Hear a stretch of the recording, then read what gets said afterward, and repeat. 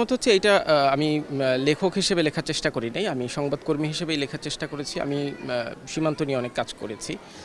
এই সীমান্ত নিয়ে কাজ করতে গিয়ে মূলত আমার যেটা মনে হয়েছে আমরা টেলিভিশনে আসলে কতক্ষণে রিপোর্ট করি ২-২.৫ মিনিট ৩ মিনিট, কিন্তু একটা রিপোর্টারের গল্প জমা থাকে আরও অনেক বেশি।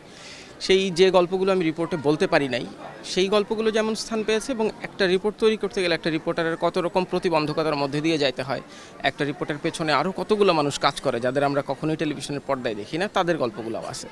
ফলে একসাথে এইখানে যেমন সীমান্তের অপরাধ আছে, সীমান্তে প্রতিরোধ আছে, সীমান্তরক্ষী বাহিনীদের চ্যালেঞ্জ আছে, তাদের অনেক সমালোচনা আছে, সীমান্ত হত্যা নিয়ে গল্প আছে এবং জিও পলিটিক্যাল দৃষ্টিভঙ্গি থেকে সীমান্তটাকে আমরা কিভাবে দেখি, আমি আমার সাংবাদিকতার দৃষ্টিভঙ্গি এবং সামগ্রিক আন্তর্জাতিক সম্পর্কের দৃষ্টিভঙ্গিতে কীভাবে দেখা উচিত সে খানিকটা বিশ্লেষণও প্রসঙ্গক্রমে এসেছে। তবে আমি যাই বলেছি গল্পের ঢঙে বলার চেষ্টা করেছি যাতে পাঠক পড়লে সীমান্তের একটা চিত্র তাদের মধ্যে তাদের চোখে ভেসে ওঠে।